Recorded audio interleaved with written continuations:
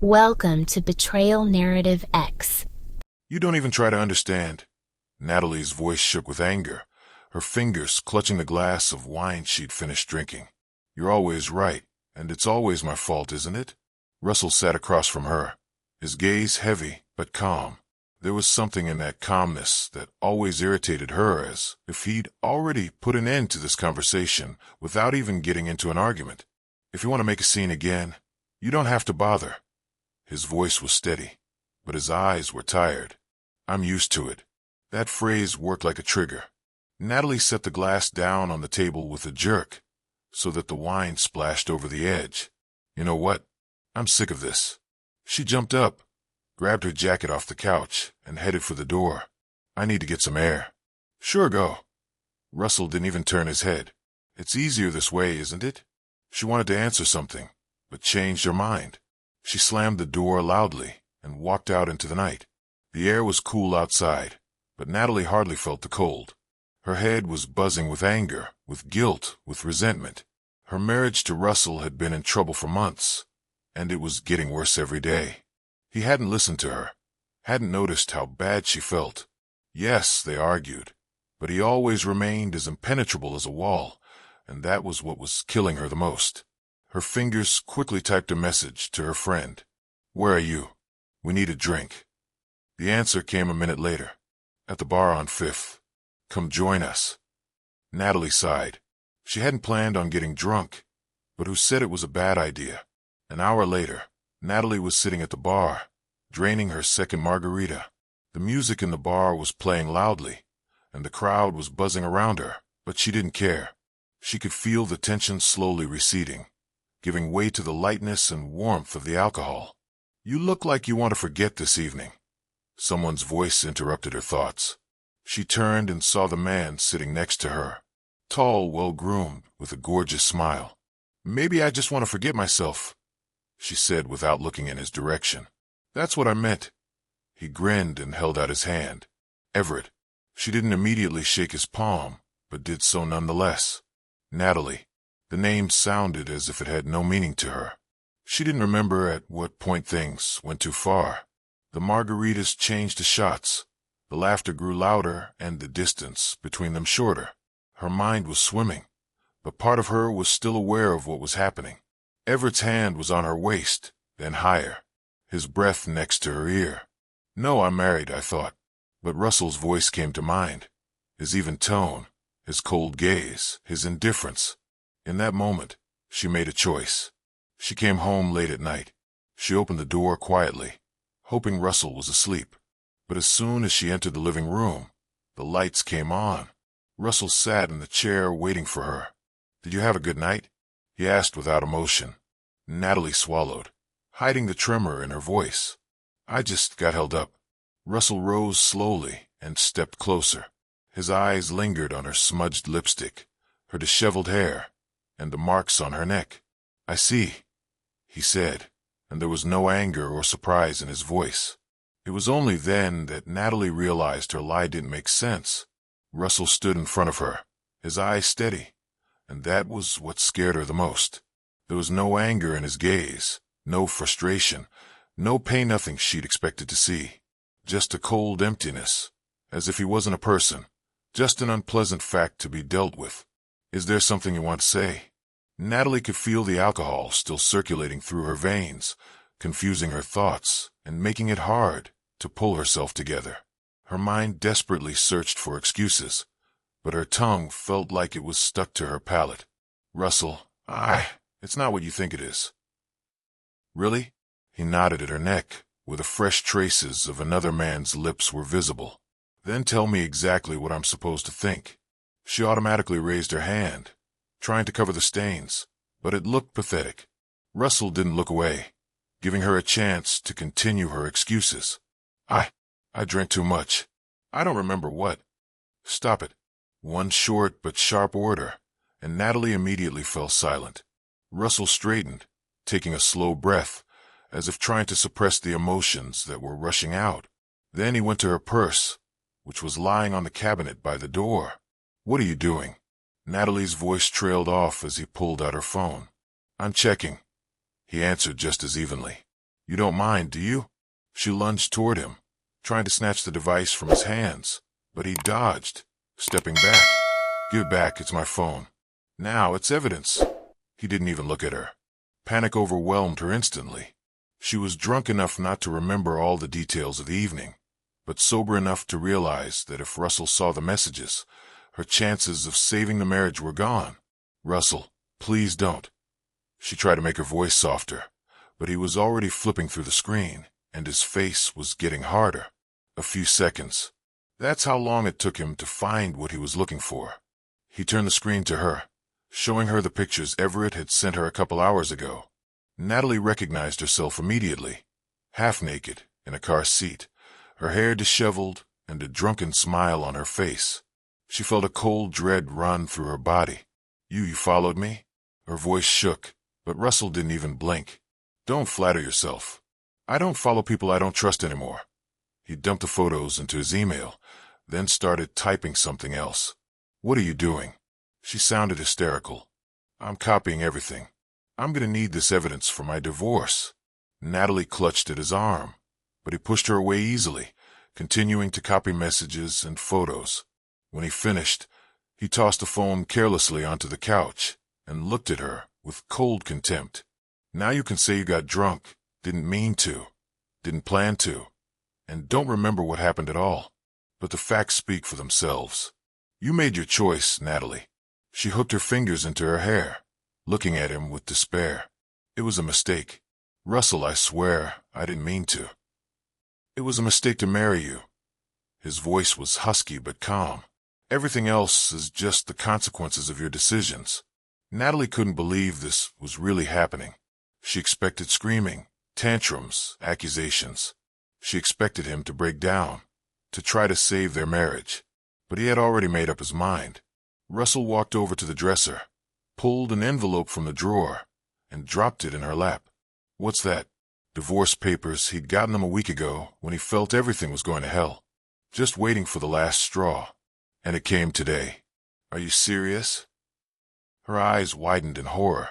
I couldn't be more serious. She opened her mouth to say something, but found no words. Russell silently went to the door, grabbed his keys, and pulled on his jacket. Where are you going? Her voice sounded muffled, like she was talking out of her mouth. A couple days in a motel. I'll file the papers in the morning. You'll have time to pack. She jumped up, her hands clenched into fists. You just gonna leave? After 5 years of marriage? Russell froze at the door and turned around. Did you expect me to stay? When the door slammed, Natalie felt her legs give out. She slowly sank down onto the couch, staring at the phone in front of her. The screen was still glowing, and there were messages from Everett open on it. She grabbed the device and quickly started deleting everything: photos, correspondence, calls. As if that would fix anything. Natalie woke to the sound of notifications, breaking the morning silence. Her head was buzzing from drinking the night before, and her mouth felt a nasty taste of regret. She tried to remember when she'd fallen asleep, but the memories blurred into a blur. Coming home, Russell's cold stare, the pictures on her phone screen, the divorce papers. She sat up abruptly, realizing that none of this was a nightmare, but reality. Russell left, and she was alone again. Her phone vibrated, making her wince. Natalie picked it up and saw a message from her friend. Where are you? Are you okay? How did you even get home? Her fingers froze over the screen. How to explain that last night she'd made the biggest mistake of her life? Instead of answering, she scrolled through her message history and came across a correspondence with Everett. He'd written, too. Hey, beautiful, you're so crazy. Shall we do it again sometime? She was literally turned inside out by the realization of who she'd spent the night with. She erased the message and blocked his number, but she knew it wouldn't change anything. Russell will indeed file for divorce, and judging by his attitude yesterday, he'll do it without delay. By noon, she was sitting at the kitchen table, mindlessly twirling a cup of cold coffee in her hands. Every sound outside, the honking of cars, the barking of a neighbor's dog, footsteps made her flinch. She hoped Russell would come back, that he'd show up on the doorstep and tell her he'd changed his mind. But the hours went by and he was still gone. Suddenly a key was inserted into the door lock. Natalie jumped up, her heart jumping to her throat. She rushed out into the hallway, ready to say something that would make things right. But when the door opened, instead of Russell, an unfamiliar man in a suit stood on the doorstep, folder in hand. "Mrs. Lewis?" "Yeah. Who are you?" "Michael Clark, your husband's attorney." "A lawyer?" "I've been instructed to give you official notice of your divorce filing." He held out the envelope to her, but she didn't take it. Instead, she took a step back, shaking her head. "No, wait. This is some kind of misunderstanding. We haven't talked about this normally yet. Your husband has been very clear about his intentions. He wants you to sign the papers without any unnecessary proceedings." Natalie felt her hands shake. "What if I don't sign?" "Then he will provide the court with evidence of your infidelity and demand a trial." She knew he had that evidence. The pictures, the messages, the timing of the calls, all of it could destroy her reputation. "It's so fast," she mumbled, as if she couldn't believe what she was saying. The lawyer shrugged slightly. "Your husband wants to minimize stress for both parties. If you agree to sign the papers now, the process will go as smoothly as possible." "Smooth for whom?" Natalie hooked her fingers into the edge of the door, trying to gather her thoughts. Can I at least talk to him? I will pass on your request, but I can't promise anything." She knew it was the polite way to say no. Michael Clark left the envelope in her hands, nodded politely, and left. As the door slammed shut, Natalie lowered her gaze to the paperwork. She couldn't believe her marriage was falling apart so quickly. Later that day, she did call Russell. He didn't pick up the phone until after the third dial tone. "What? We need to talk." "We've already talked." "Russell, I can't just sign everything." "Why?" "You've already made the big decisions without me." His words hit harder than she expected. "I was drunk. I wasn't thinking." "Yeah. How convenient. Give me a chance to explain." Her voice shook, but she tried to hold on. "No, Natalie." Russell sighed tiredly. "I don't need an explanation. Have you really made up your mind? Just like that, without a chance. You're the one who closed all the doors. I'm just getting out." The click and the conversation was over. The moment came and Natalie sat in the car in front of the courthouse. Her heart was pounding frantically and her thoughts kept her from focusing. She had been living in a kind of fog for the past few days, trying to convince herself that there was still a chance to make things right. But today was the day when everything would be finally decided. She hoped Russell would at least listen to her. The judge may have ordered counseling with a family therapist, giving them a chance to rebuild the marriage. Not all divorces were quick. Sometimes people were given time to think about it. She inhaled convulsively, wiped her damp palms on her skirt, and got out of the car. Russell sat a few feet away from her and didn't even look in her direction. Her lawyer was saying something, but Natalie barely heard.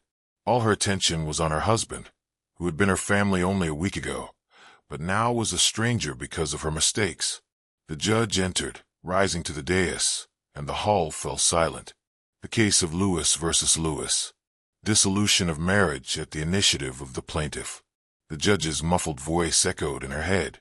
Her lawyer went up first. "Your Honor, my client would like to petition for family therapy. She admits guilt and is willing to work on rebuilding trust." The judge looked at Natalie over the top of his glasses. "Do you admit to damaging the relationship?" Her voice treacherously shook, but she nodded. "Yes, Your Honor. I'm sorry for what happened, and I'm prepared to." Objection. Russell's voice sounded firm and indifferent at the same time. The judge turned to him. "Mr. Lewis, do you think it's premature to withdraw from therapy?" Russell finally looked at Natalie. "No, Your Honor. I believe our marriage will never be the same." The judge was silent for a moment, then slowly flipped through the papers. According to the material submitted, the plaintiff has evidence of the defendant's marital infidelity.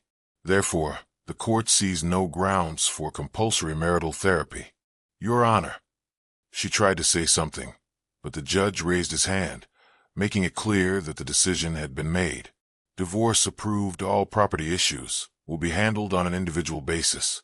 The deafening sound of hammering sounded like a death sentence to her.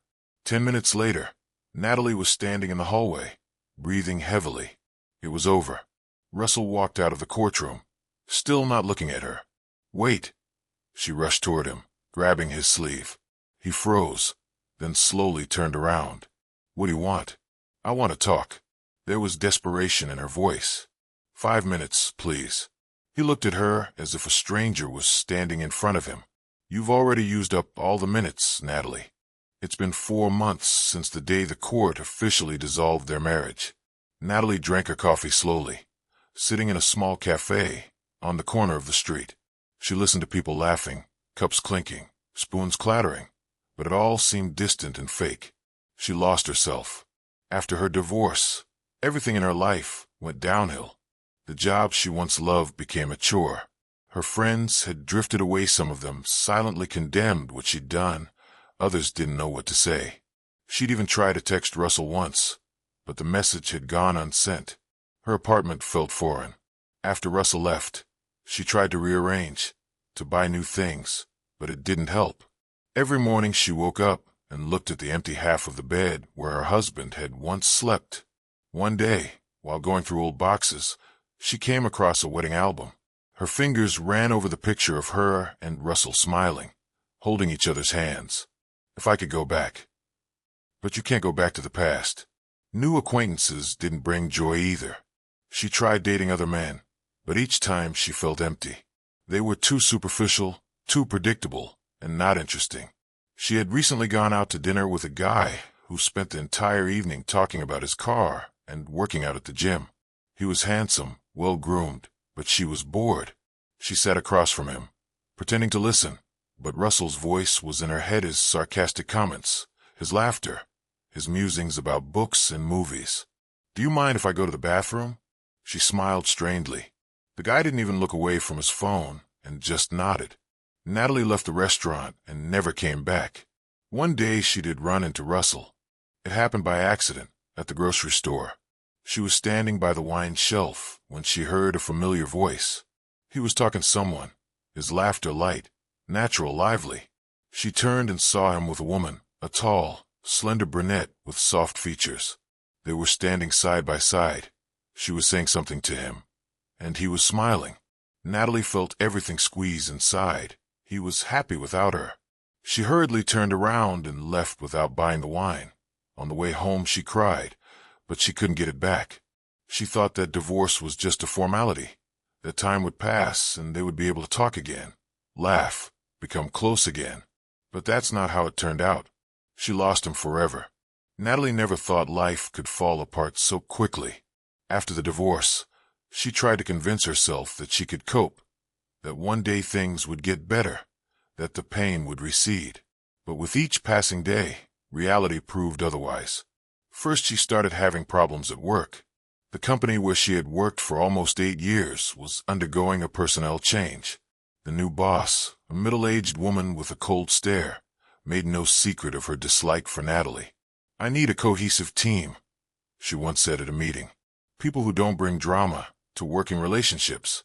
Natalie knew it was said specifically for her. Rumors of her divorce quickly spread among her colleagues, and many stopped talking to her. Some judged her, others simply did not want to get involved with that cheater. A month later, she was served with a redundancy notice. When she returned home that afternoon, she was met with silence. She threw her bag on the floor, walked to the living room, and just sat on the couch, staring into the void. There were no more jobs. Money was getting scarce, and the rent was still high. Her life was falling apart. She tried to find a new job, but was rejected everywhere. "We need someone with a different background," some said. "You have too long a break from work," others explained. After a few weeks, she started selling out. First jewelry, then expensive handbags and clothes she bought when she was still married. But even that wasn't enough. At some point she realized that she could not pay the rent and had to move out. A small studio apartment on the outskirts of town greeted her with the smell of dampness and old wallpaper. She stared at the shabby walls, at the dim lamp under the ceiling, and felt a lump squeeze her throat. For months ago, she had a good life. Now all she had left were 3 suitcases and a mattress on the floor. One evening she decided to text Russell again. Her fingers froze over the screen, but she still couldn't think of what to say. What should I write? That she's sorry? That she realizes how stupid she was? That her life had fallen apart? She silently turned off her phone and went to bed, but she couldn't sleep for a long time. There was only one thought going through her head. She had ruined her life for one night with a retard. Natalie never thought she'd end up at rock bottom one day. It's been 6 months since the judge ended her marriage.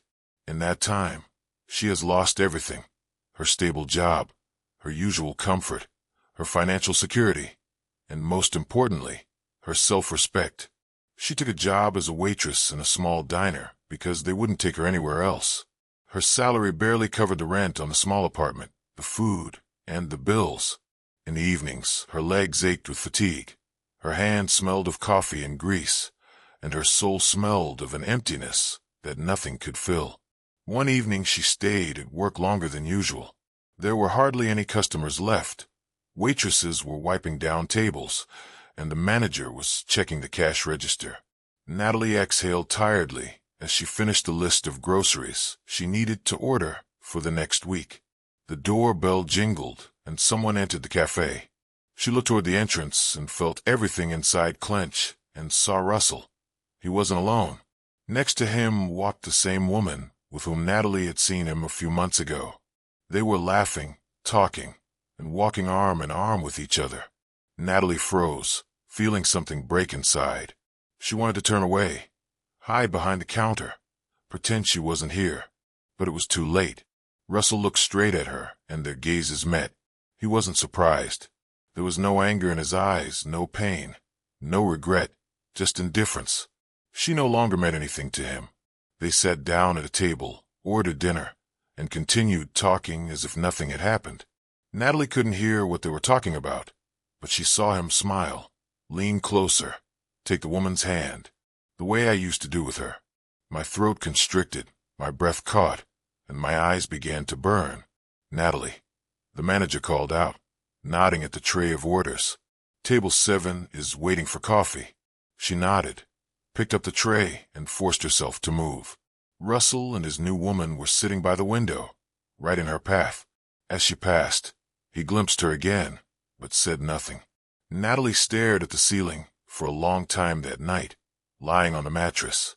The image of Russell stayed in her head. She tried to convince herself that she hated him, that he had acted cruelly, that he had betrayed their marriage as much as she had. But the truth was different. He just walked away, and she lost him through her own fault. And now he was happy with another girl.